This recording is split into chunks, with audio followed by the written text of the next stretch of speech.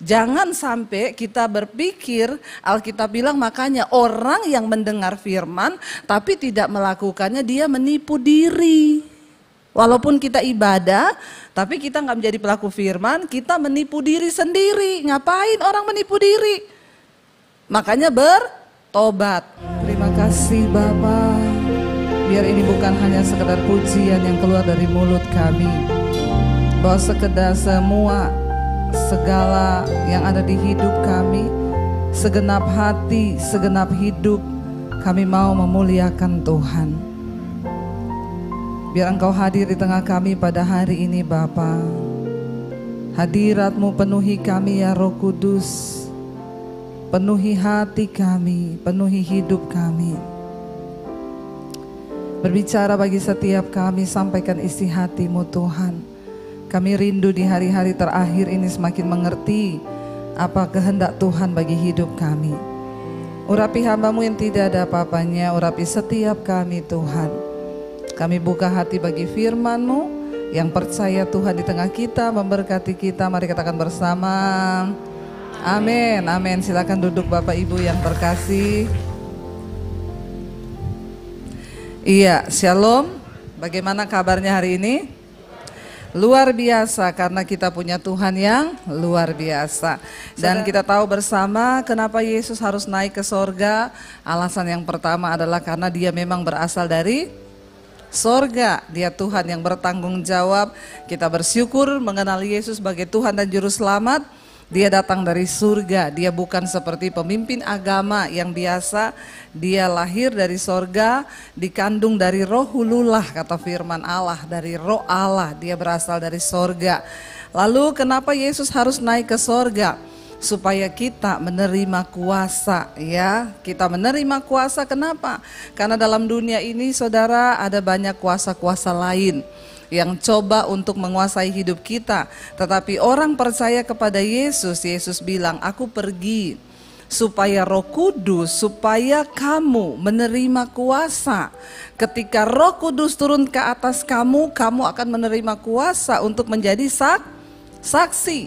Karena itu semua orang yang percaya Yesus, yang mengaku Kristen, pengikut Kristus, harusnya kita semua punya kuasa.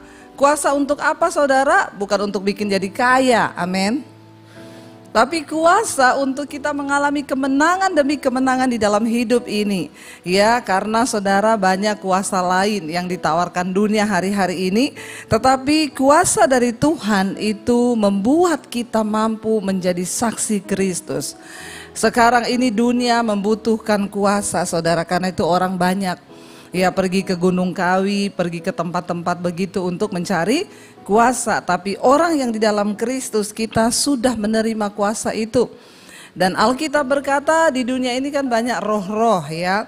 Peperangan kita bukan melawan darah dan daging, tetapi melawan roh-roh jahat di udara. Nah, kalau banyak roh jahat di udara, berarti saudara kita nggak boleh main-main. Kita harus jadi Kristen yang sungguh-sungguh punya kuasa. Dan Yesus berkata dia naik ke sorga supaya kita menerima kuasa. Ya, karena dunia ini penuh dengan setan. Di sini ada setan gak? Siapa yang bilang gak ada? Angkat tangan. Ada setan gak di sini? Lihat kanan kirinya, jangan setan. Ya, setan ada. Ada setan di gereja? Banyak. Makanya jangan terlena, dipikir setelah ke gereja terus sudah bebas dari setan. Setan itu ya dia nggak terlalu takut kalau saudara pergi ke gereja. Ya, tapi dia takut kalau Anda melakukan firman. Karena banyak orang Kristen pergi ke gereja tapi tidak melakukan, hidupnya tidak berubah ya.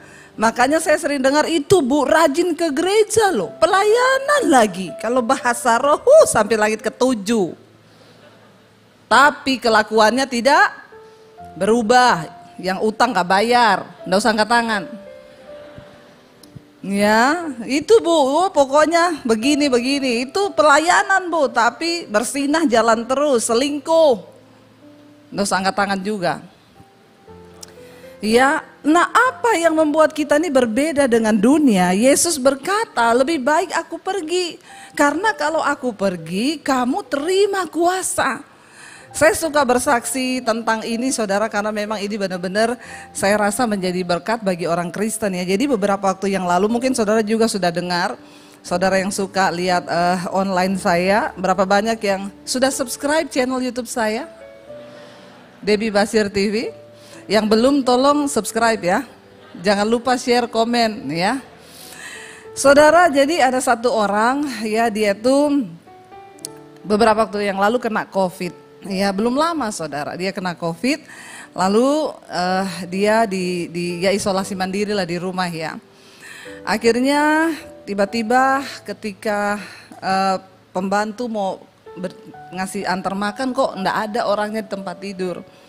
Ternyata dia jatuh saudara ya, dan akhirnya singkat cerita dibawa lari ke rumah sakit pakai ambulans karena dia nggak sadarkan diri, pingsan. Sampai di rumah sakit ditangani, dia koma saudara ya. Kalau namanya koma itu berarti belum titik ya, koma ya. Jadi tapi sudah nggak sadar. Lalu dipanggil dokter lah ya, segala macam, sudah dipasang, pokoknya di koma lah.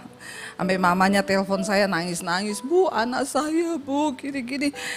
Tenang Bu, hidup mati kita bukan di tangan COVID. Katakan amin. Ya, COVID masih ada, tapi hidup mati kita bukan di tangan COVID. Di tangan tuh Tuhan, jangan diganti-ganti ya. Sampai orang Kristen begitu ketakutan sama yang namanya COVID. Kalau belum waktunya mati, tidak mati. Saya ini udah bintang 3 COVID. Bener, tapi belum waktunya mati. Kalau sudah waktunya mati, biar saudara gak kena COVID di kamar mandi kepleset juga mati. Jadi jangan dirubah-rubah, tetap Tuhan yang pegang nyawa kita. Saya bilang sama mamanya, Ibu jangan nangis dulu Bu, hidup mati bukan di tangan COVID, tapi di tangan Tuhan. Iya tapi saya bingung Bu, anak saya gak sadar. Kita berdoa, besoknya saya tanya gimana kabarnya, puji Tuhan anaknya sudah sadar. Jadi dia cerita waktu dia dibawa ke rumah sakit itu, dia kayak orang tenggelam. Ketika dia sesak napas itu, dia bilang seperti di dalam air. Tiba-tiba ada satu sosok pria itu datang, itu badannya bersinar. Lalu pria itu bilang, kamu belum waktunya ada di sini, kamu harus pulang. Lalu pria itu mendorong dia keluar dari air, lalu dia bisa bernapas. Dan saya tahu itu Tuhan, karena badannya bersinar dan dia yang pegang nyawa atas hidup seseorang. Akhirnya dia hidup lagi, tapi ketika sehat dia mulai menjalankan aktivitas. Dia telepon saya, Bu ada yang aneh dalam diri saya setelah saya itu lepas dari koma. Kenapa? Sekarang saya bisa lihat setan. Dan lihatnya itu kasat mata. Lah saudara bisa bayangkan, Alkitab bilang di sekeliling kita ini banyak roh-roh jahat di udara. Itu lawan kita, bukan manusia. Kenapa seringkali kita berantem dengan manusia? Karena manusia itu dihinggapi sama roh jahat ya. Lalu dia bilang dia bisa lihat secara kasat mata. Jadi dia bilang di rumah sakit tuh Bu ya, di ruang ICU, pokoknya di bangsal itu isinya setan toh.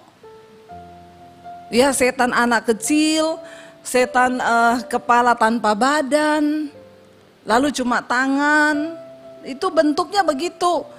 Jadi ya saya Bu enggak takut ya Bu, karena saya percaya bahwa roh yang ada di dalam saya itu lebih besar, dia bilang.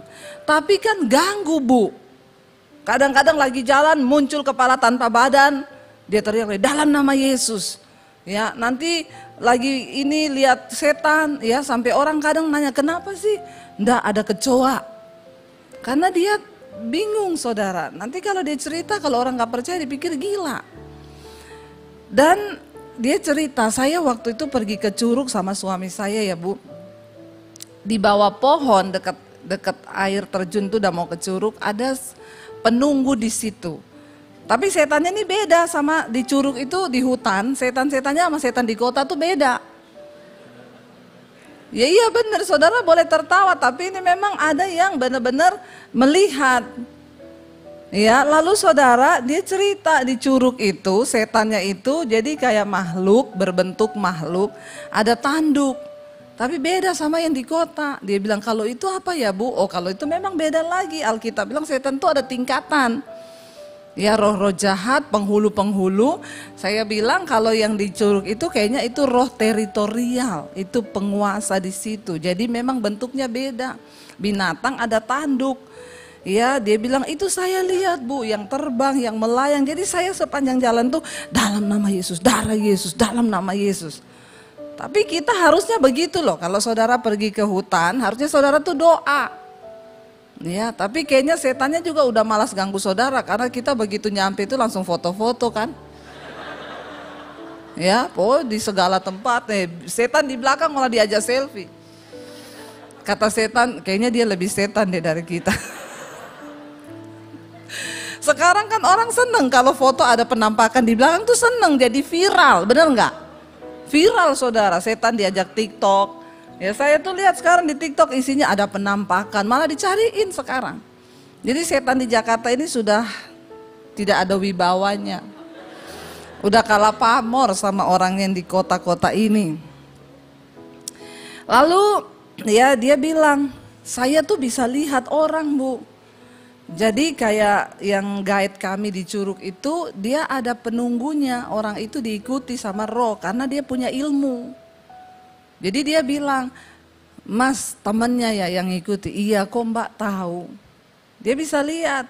Nah kalau orang-orang kayak kita begini, saya tanya kamu bisa, kalau orang kayak kita Bu, saya tentara tahu orang ini gelap, orang ini terang, orang ini abu-abu.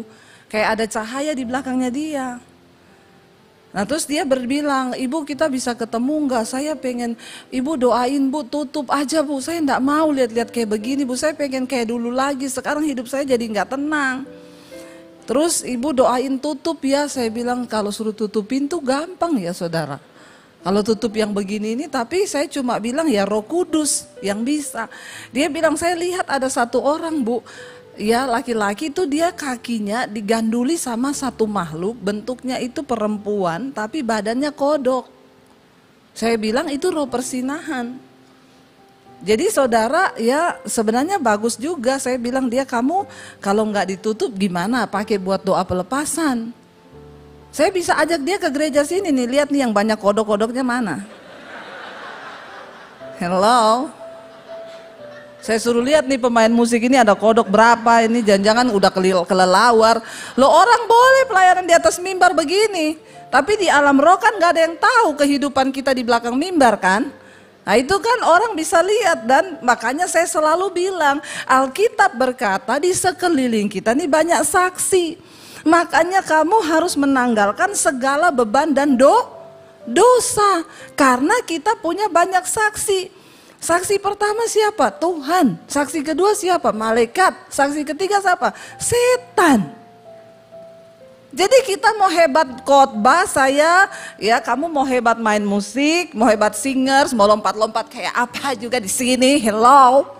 Kalau ada kodok yang ngikuti kamu, percuma.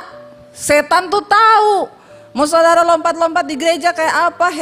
Sudah saudara. Setan itu bisa lihat. Makanya yang terpenting tuh pertobatan. Supaya ya setan tidak menjadi saksi kita. Saudara mau hebat di gereja lompat-lompat. Kalau hidupmu gak bertobat, engkau masih hidup dalam kenajisan, percabulan, segala roh-roh yang mengikuti, percuma. Mau saudara pengerja, mau saudara pendeta, mau pemusik, WL di sini. Makanya saya bilang sebenarnya perlu orang-orang kayak gitu. Saya ajak dia ke gereja biar dia lihat semua ini. Oh amin. Siapa itu yang aminnya kenceng?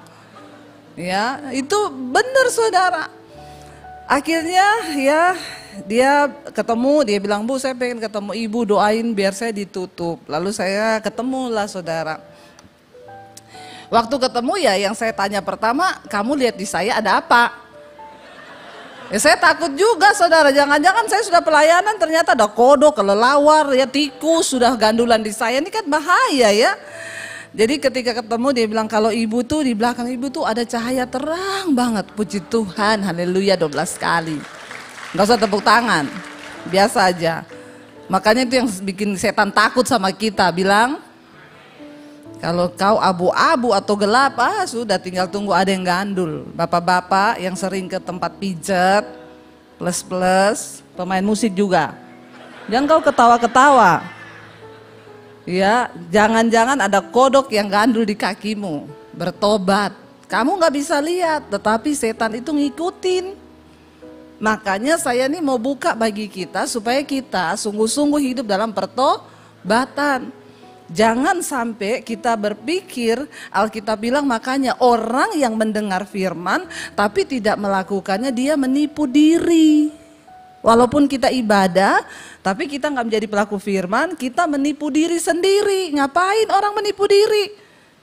Makanya bertobat. Kita perlu kuasa Roh Kudus. Yesus sudah naik ke sorga. Dia menjanjikan Roh Kudus. Yuk kita lihat bersama-sama apa hasilnya kalau orang itu hidup di dalam roh. Roma pasal yang ke-8, judul perikopnya di sana hidup oleh roh ya. Ini saya berapa menit ya?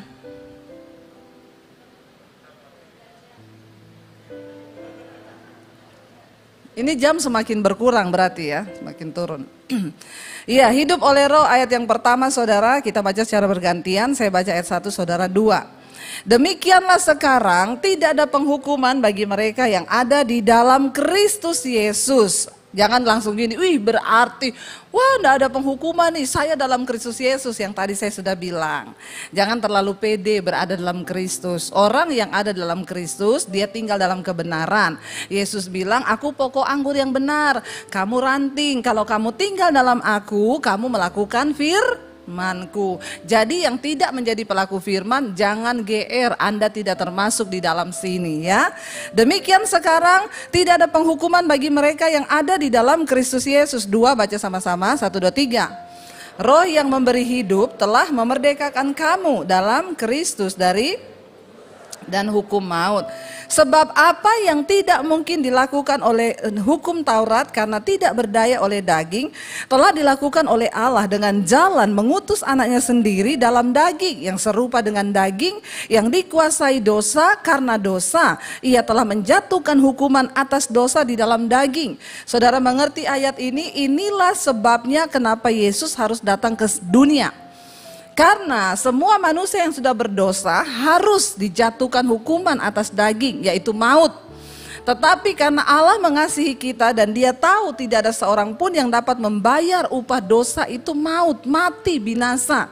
Makanya dikatakan sebab apa yang tidak mungkin dilakukan hukum Taurat karena tak berdaya oleh daging, tidak ada satu manusia pun bisa selamat dengan melakukan hukum Taurat.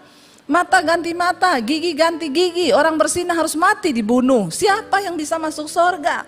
Jadi Alkitab berkata, apa yang tidak mungkin dilakukan hukum Taurat karena tak berdaya oleh daging, telah dilakukan oleh siapa? Allah dengan jalan apa? Mengutus anaknya sendiri dalam daging yang serupa dengan daging.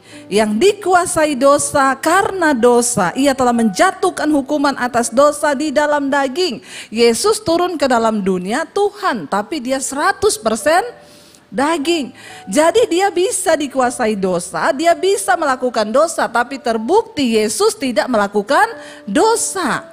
Ya, ini yang dimaksud saudara. Ayat yang keempat, baca sama-sama 1, 2, 3. Supaya tuntutan hukum Taurat digenapi di dalam kita yang tetapi, nah ini ya yang ada dalam Kristus ya, kita tidak lagi ada dalam penghukuman. Siapa mereka itu? Ayat yang keempat jelas berkata, dikatakan supaya tuntutan hukum Taurat digenapi dalam kita yang tidak hidup apa? Menurut daging, tetapi menurut roh. Ya, kita nggak hidup menurut daging, tapi menurut roh, huruf besar Roh Kudus, saudara. Ayat yang kelima, sebab mereka yang hidup menurut daging memikirkan hal-hal yang dari daging. Mereka yang hidup menurut roh memikirkan hal-hal yang dari roh. Makanya jangan terlalu banyak mikir daging, rendang, sop iga, ini daging ini saudara. Ya, enggak, bukan itu maksudnya. Nanti kita akan lihat apa itu daging, ya itu juga termasuk. Ya makanya ya kita harus juga menjaga hidup kita. Ya jangan terlalu kedagingan saudara. Termasuk itu juga menjaga makan, itu juga kedagingan.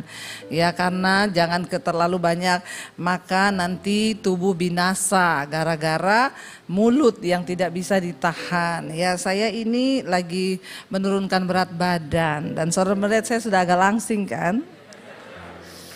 Nggak usah tepuk tangan. Ya, tetapi saya menyadari tubuh saya ini bait Allah, bait Roh Kudus. Jadi saya tuh harus menjaga kesehatan tubuh saya. Memang susah. Yang tadinya biasa makan ya sehari 3 kali apa yang mau dimakan pengen, sekarang semua ndak boleh. Sampai kadang-kadang saya itu kalau hanya melihat, sebenarnya kan hidup mati di tangan Tuhan ya. Tapi ini bagian menguasai daging ya, puji Tuhan ya, saya berdua sama suami baru turun 6 kilo. Tapi lumayan saudara ya, seneng gitu ya, rasanya badan baju longgar, celana longgar. Salah satu cara kita menjaga kedagingan kita. Kalau nggak bisa jaga mulut tuh berarti masih kedagingan. Lalu dikatakan di sana ayat yang kelima, karena keinginan daging itu apa?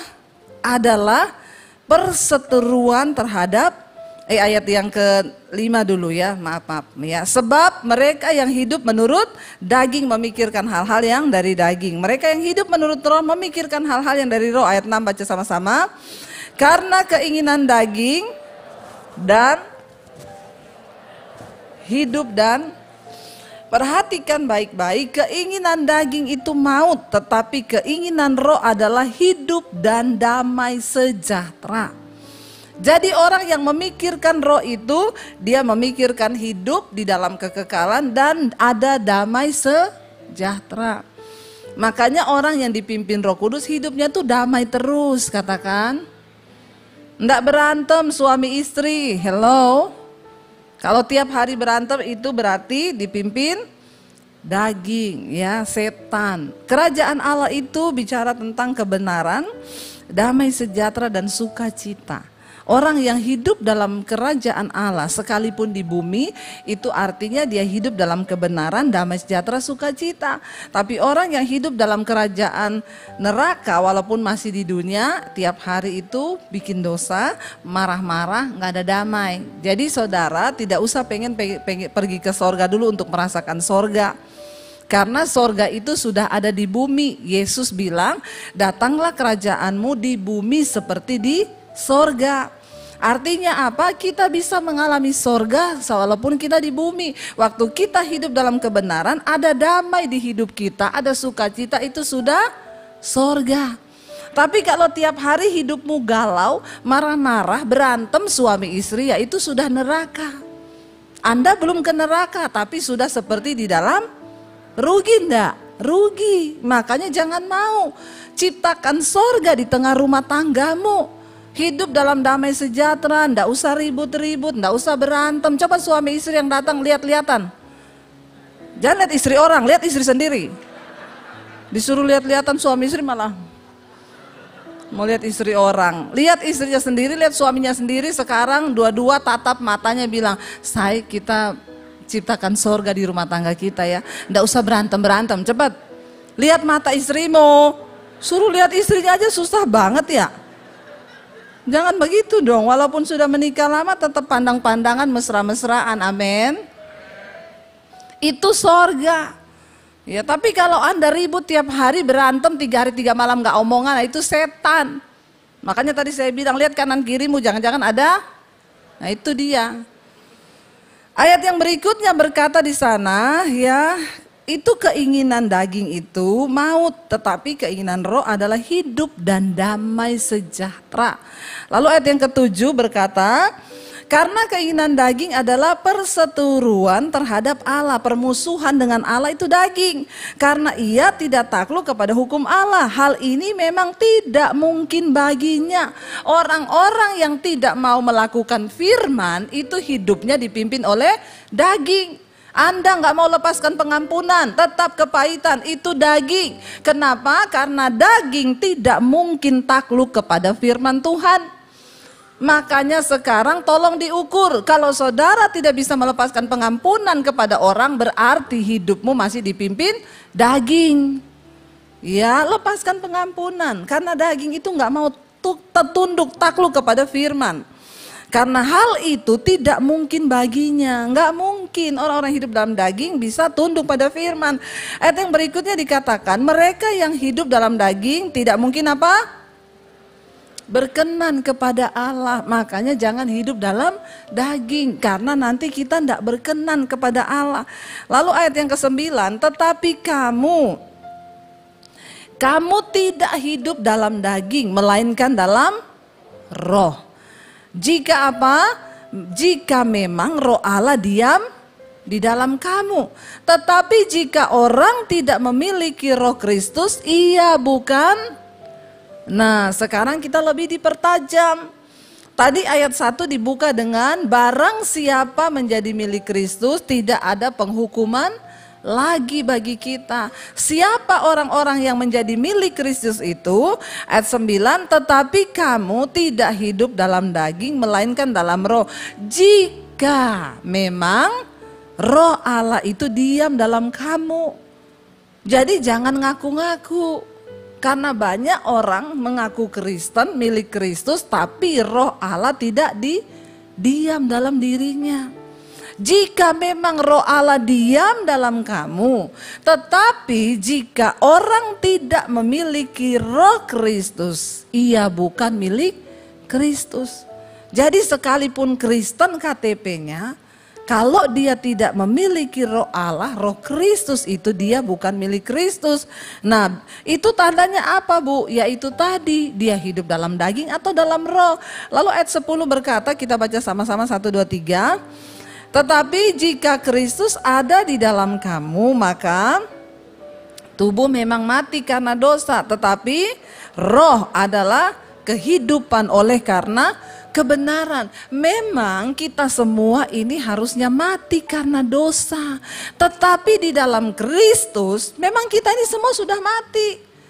Karena kita semua sudah berbuat dosa, kehilangan kemuliaan Allah. Bahkan kita dikandung di dalam kandungan ibu kita, kata firman Tuhan, kita dikandung di dalam dosa. Tetapi bersyukur karena Yesus datang, kita menerima dia sebagai Tuhan dan Juru Selamat, kita dibaharui. Karena itu firman ini berkata, ya tetapi Kristus ya, tetapi kamu tidak lagi hidup dalam daging, melainkan di dalam roh. Ya, tetapi jika Kristus ada dalam kamu, maka tubuh memang mati karena dosa, tetapi roh itu adalah kehidupan karena kebenaran. Kita dibangkitkan dalam hidup yang baru. Ayat 11 dikatakan, dan jika roh dia yang membangkitkan Kristus dari antara orang mati diam dalam kamu, maka ia yang telah membangkitkan Kristus Yesus di antara orang mati juga akan menghidupkan juga tubuhmu yang fana itu oleh rohnya yang diam di dalam kamu. Saudara, ini firman sangat luar biasa. Alkitab berkata roh yang membangkitkan Kristus dari kematian ada di dalam hidup saudara dan saya. Itu wow gak? Wow banget. Nah, kalau roh yang membangkitkan Kristus dari kematian itu ada dalam hidup kita, tidak mungkin kan saudara gak bisa lepas dari rokok. Saudara gak bisa lepas dari kenajisan. Gak mungkin saudara gak bisa lepas dari amarah. Tidak mungkin saudara gak bisa bangkit dari hidupmu yang lama. Gak mungkin saudara tidak diberi kuasa untuk menang atas setiap dosa. Kenapa? Ini roh yang membangkitkan Kristus dari kematian. Wow gak? Wow banget. Ini loh rahasianya. Makanya saya nggak percaya kalau ada orang datang, Bu, bagaimana caranya ya Bu, saya ini jatuh terus di dalam dosa Bu, ya pengen keluar, pengen bangkit, tetapi nggak bisa. Saya bilang bisa, kamu aja yang nggak mau mendekatkan diri dengan Tuhan. Kalau kamu mendekatkan diri dengan Tuhan, maka tubuh ini memang mati karena dosa, tapi roh kita dihidupkan kembali di dalam kebenaran. Ini roh yang membangkitkan Kristus loh. Dari antara orang mati. Gak mungkin saudara yang mau berhenti rokok dia gak bisa mampukan saudara.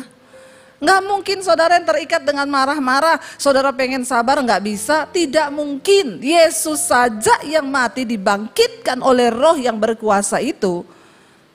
Karena itu dia juga sanggup membangkitkan hidup kita dalam hidup yang baru. Jangan ada yang berkata nggak bisa Bu, saya tuh selingkuh udah lama. Ya ada orang-orang yang datang kepada saya, Bu, nggak bisa, saya udah coba, saya juga tahu, saya dengar khotbah Ibu, Bu, tapi bagaimana ya Bu, saya nggak bisa lepas ini perempuan, Bu, saya sudah terlanjur cinta, pret. Saya cuma bilang ya, jangan bermain-main dengan kasih karunia. Kalau engkau hidup menuruti daging, engkau akan mati. Bapak jangan sampai Bapak mati binasa, ia lagi melakukan kenajisan tiba-tiba mati. Itu karena salahmu sendiri. Jangan sampai engkau menjadi orang yang ditentukan untuk binasa. Siapa orang yang ditentukan untuk binasa?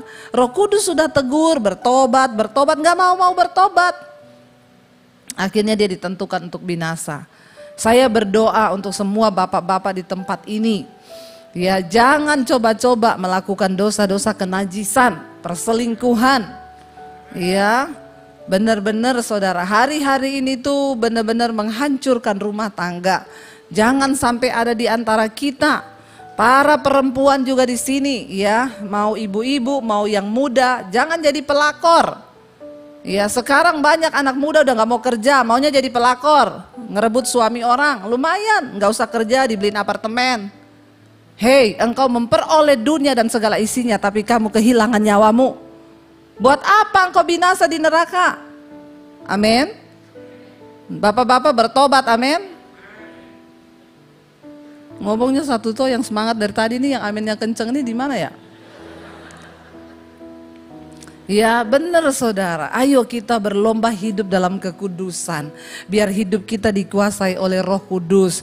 Roh Kudus mampu, tidak ada yang mustahil. Engkau tinggal ngomong, Tuhan aku mau keluar dari dosa ini, aku mau keluar dari dosa ini. Ketika engkau mau, maka Tuhan akan memampukan.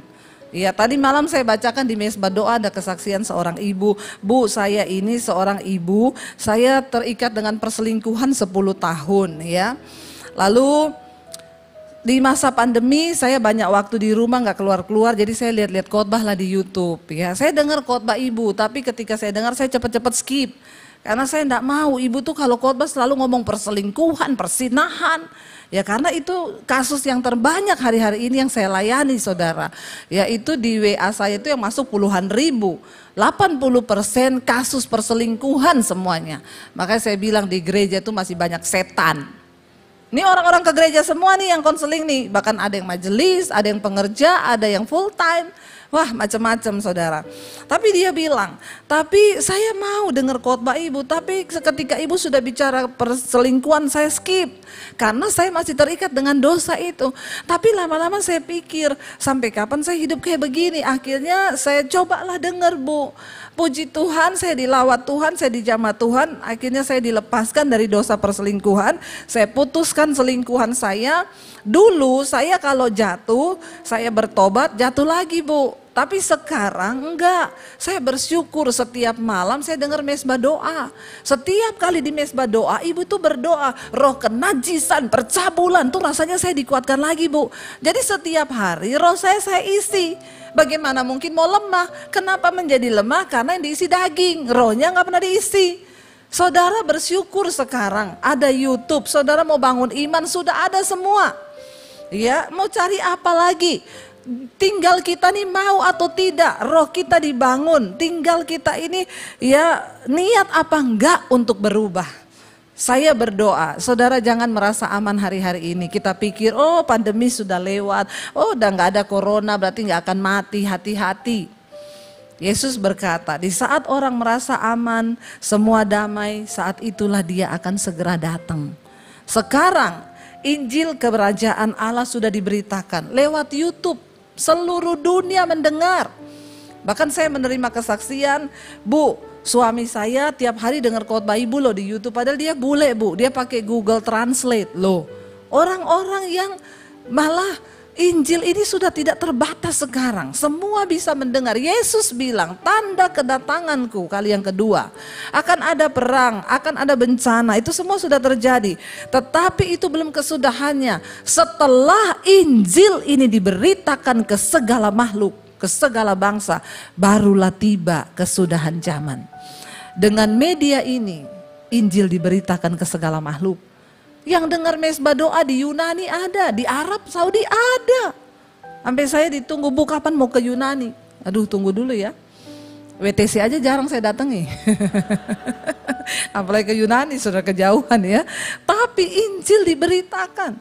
Orang-orang bertobat menerima kabar baik. Jangan saudara tertidur. Kalahkan kedaginganmu. Kalau ada roh Allah dalam hidup kita, kita dimampukan. Ayat yang berikutnya, ayat yang ke-12 baca sama-sama. Jadi saudara-saudara, kita adalah orang berhutang. Tetapi jika dikatakan apa? Kita adalah orang-orang berhutang tetapi bukan kepada daging supaya hidup menurut daging. Kita ini semua berhutang.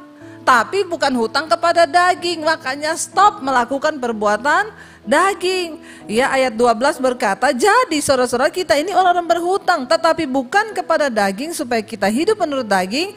Ayat 13 berkata, sebab jika kamu hidup menurut daging, kamu akan mati. Tetapi jika oleh roh kamu mematikan perbuatan-perbuatan tubuhmu, kamu akan hidup.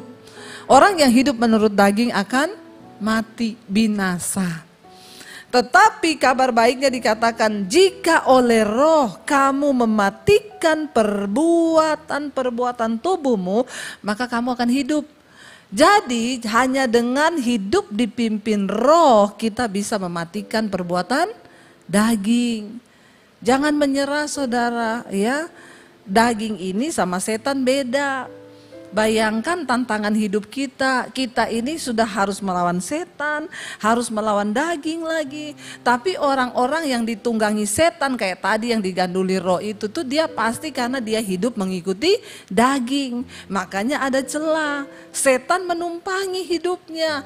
Jadi keinginan daging itu kan telah nyata, firman Tuhan bilang percabulan, kenajisan, iri hati, amarah, dendam, keserakahan, pertikaian, perseteruan. Nanti saudara pulang baca dalam Galatia 5 itu ada.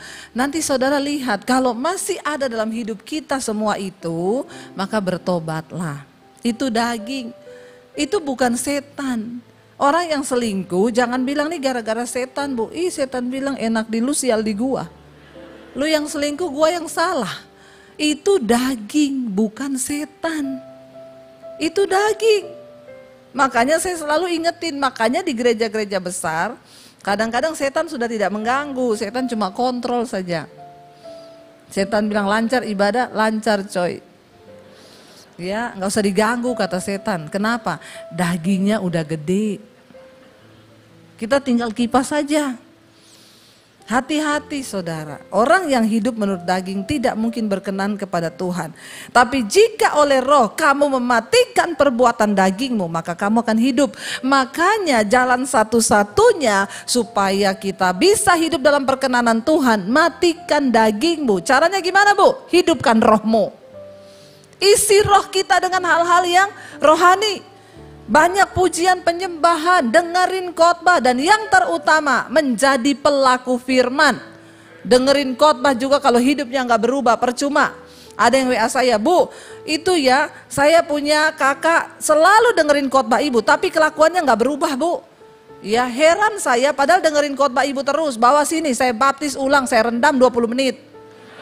Supaya dia buka mata langsung di rumah Bapa di sorga. Lebih baik tubuhnya binasa tapi jiwanya selamat daripada hidup jadi batu sandungan. Benar nggak saudara? Ya saya bilang orang mau melakukan firman atau tidak ya itu keputusannya dia. Saya cuma khotbah, tapi kalau kamu mau dia benar-benar diselamatkan bawa sini. Benar saya baptis tuh orang. Ya saudara, jangan sampai kita ini cuma dengar firman tapi nggak pernah melakukan.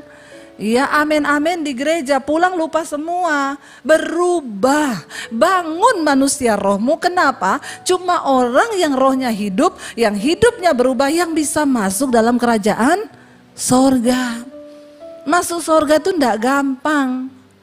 Masuk istana presiden saja tidak gampang, apalagi mau masuk kerajaan Allah. Kita harus benar-benar mematikan kedagingan, ya, dengan roh yang engkau hidupkan. Ini loh Tuhan makanya berkata, Roh Kudus akan beri kamu kuasa. Ya, dikatakan di sana, kita ini orang yang berhutang bukan pada daging untuk hidup menurut daging, tetapi pada roh. Ayat yang ke-14 baca sama-sama. Semua orang yang dipimpin roh Allah adalah anak Allah. Orang-orang yang begini yang setan takut, karena hidupmu dipimpin roh Allah. Tapi masalahnya tidak semua orang Kristen hidup dipimpin roh Allah. Ya, kalau engkau tidak dipimpin roh Allah, maka roh halus yang pimpin. Makanya bertobat, serahkan hidup dipimpin roh Allah, maka sah kita ini adalah anak Allah. Ayat yang ke-15 kita baca sama-sama, sudah mau selesai ya. Sebab kamu tidak menerima roh perbudakan yang membuat kamu menjadi takut lagi, tetapi kamu menerima roh yang menjadikan kamu anak Allah. Oleh roh itu kita berseru, ya Aba, ya Bapa. Apa dikatakan? Roh itu apa? Bersaksi bersama-sama dengan roh kita bahwa kita adalah anak-anak Allah. Ini yang Yesus bilang sebelum dia naik ke sorga. Dia bilang kepada murid-muridnya, sebab kamu akan menerima kuasa. Kalau Roh Kudus turun atasmu, kamu akan menjadi saksi.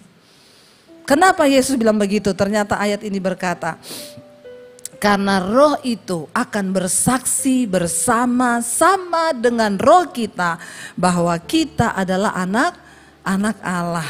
Ayat yang ke-17 baca sama-sama. Dan jika kita adalah anak, maka kita juga adalah ahli waris. Maksudnya orang-orang yang berhak menerima janji-janji Allah yang akan menerimanya bersama-sama dengan Kristus, yaitu jika kita menderita bersama-sama dengan Dia, supaya kita juga dipermuliakan bersama-sama dengan Dia. Jangan cuma klaim ayat separoh. Kita tuh pinter kalau ngeklaim ayat. Sebab kalau aku anak, aku juga ahli. Enak banget ya kalau ngomong begitu ya. Padahal ayat ini berkata maksudnya, jika engkau anak, maka engkau adalah ahli waris. Ada maksudnya. Maksudnya itu di garis stabilo warna orange. Jangan cuma diklaim ayat atasnya. Tapi maksudnya adalah orang-orang yang berhak menerima janji-janji Allah, yang akan menerimanya bersama dengan siapa? Kristus. Yaitu jika apa? Jika kita menderita bersama-sama dengan Dia, supaya kita juga dipermuliakan bersama-sama dengan Dia. Jadi ada hukum sebab akibat untuk firman Tuhan. Kita nggak mungkin bisa menerima janji-janji Allah, dengan kata lain, kalau kita tidak menderita dengan Dia. Menderita di sini bukan berarti Anda harus miskin, tidak punya duit. Bukan itu. Orang kaya menderita banyak nggak ketika dia mau melakukan firman? Banyak. Pengen beli tas LV, Roh Kudus bilang jangan, buat bangun gereja. Menderita enggak? Belum pernah rasa ya? Iya, saya rasa saudara. Saya punya uang, saya bisa beli, sekarang saya diberkati, tapi enggak bisa. Saya menjadi tawanan roh, seringkali menderita. Jadi menderita itu bukan cuma kita miskin gak punya uang. Yang kaya juga waktu mau melakukan keinginan roh menderita. Nah kalau engkau tidak mau menderita, engkau tidak layak menerima janji-janji Tuhan. Matikan kedaginganmu supaya rohmu hidup, baru kita layak masuk dalam kerajaan sorga. Amin. Mari bangkit berdiri bersama. Kita mau katakan, ku buka hati untuk jamahan-Mu Tuhan. Karena kami percaya roh-Mu yang hidup itu penuhi hidup kami. Terima kasih Tuhan buat janji-Mu bagi setiap kami. Katakan bersama pujian ini saudara. Saya mau tim PW untuk bisa bantu. Ku buka hati untuk jamahan-Mu Tuhan. Kami buka hati dan hidup kami untuk jamahan-Mu Bapa. Roh Kudus penuhi kami. Mari angkat tangan di hadapan Tuhan, katakan bersama saudara. Ku buka hati untuk jemaat-Mu, berserah penuh di hadirat-Mu. Kau ambil alih seluruh hidupku di altar-Mu, menyembah-Mu. Angkat tanganmu tinggi. Amin. Kami buka hati Tuhan untuk jamahan-Mu, berserah penuh di hadirat-Mu. Kau ambil alih seluruh hidupku di altar-Mu, menyembah-Mu. Mari buka hatimu di hadapan Tuhan saudara. Datang pada Yesus hari ini, katakan Tuhan penuhi hidup kami dengan roh-Mu, karena Engkau yang berjanji memberikan roh itu sebagai penolong bagi kami. Engkau yang lihat setiap hidup kami hari ini Bapa. Jika ada yang belum berkenan di hadapan Tuhan, kalau kedagingan kami masih sering menguasai kami, mampukan kami Tuhan untuk berubah, untuk mematikan segala kedagingan kami. Ini hidup kami Tuhan, ini hidup kami Yesus. Roh Kudus mampukan kami, Roh Kudus mematikan segala kedagingan kami. Amarah, kebencian, kepahitan, ketakutan, kekhawatiran. Sebab barang siapa hidup menurut daging, dia tidak mungkin berkenan di hadapan Tuhan. Sekali lagi angkat tanganmu, katakan, ku buka hati untuk jemaat, berserah penuh Tuhan di hadirat-Mu. Kau ambil alih seluruh hidupku di altar-Mu. Sekali lagi, ku buka hati, ku buka hati untuk jamah kami Roh Kudus. Amin. Berserah penuh dalam hadirat-Mu Tuhan. Yes Lord. Ambil alih Tuhan seluruh hidup kami di altar-Mu, menyembah-Mu. Mari saudara yang datang suami istri boleh bergandengan tangan. Tuhan, kami bawa rumah tangga kami di hadapan-Mu. Kami mau mulai dari kehidupan dalam pernikahan kami. Mampukan kami mengasihi istri sebagai suami, kami menjadi imam, membawa istri dan anak-anak kepada Tuhan, takut akan Tuhan. Sebagai istri, jadikan kami penolong yang sepadan di dalam rumah tangga.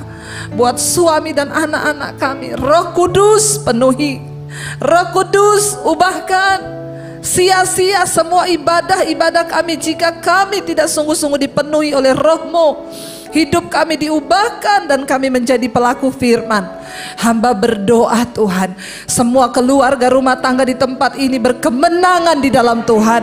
Mereka pulang dengan perubahan karena Tuhan yang mengubahkan. Di dalam nama Yesus, ku buka hati.